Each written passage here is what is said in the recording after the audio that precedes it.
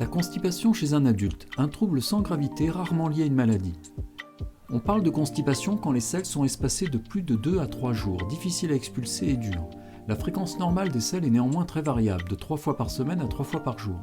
Une constipation transitoire peut être liée au faible apport d'eau, au faible apport en fibres végétales, un manque d'activité physique, des contraintes d'horaire, la sédentarité, un voyage, de la fièvre, la grossesse.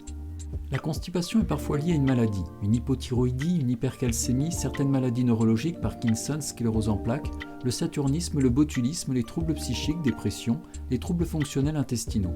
Plus rarement des causes locales, une tumeur colique ou pelvienne, des fissures anales ou hémorroïdes.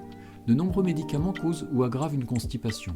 Les médicaments atropiniques dont les neuroleptiques, les antidépresseurs, les antiparkinsoniens, le tramadol, la codéine, le racécadotril, les cétrons, les inhibiteurs calciques, les antitumoraux, l'amiodarone, le fer souvent prescrit pendant la grossesse.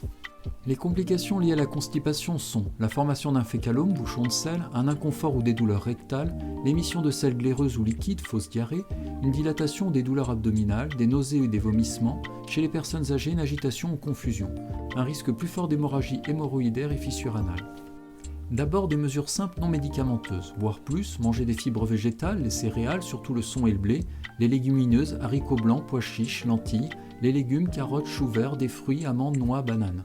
Faire plus de sport, se présenter régulièrement à la selle. Quand un médicament est souhaitable, lorsqu'un laxatif est justifié, laxatif de l'Est à base de psyllium, de sterculia ou d'ispagule est le traitement de premier choix. Un laxatif osmotique est une alternative en cas d'échec du traitement précédent. Le laxatif lubrifiant par voie orale ou un laxatif par voie rectale ne doivent être utilisés que de façon ponctuelle. Les traitements à écarter en raison de leurs effets indésirables. Les laxatifs stimulants, tels que le bisacodyl, le docusate de sodium, le picosulfate de sodium, l'huile de ricin ou dérivés anthracéniques, y compris sous forme de tisane. Les laxatifs osmotiques salins à base d'hydroxyde de magnésium.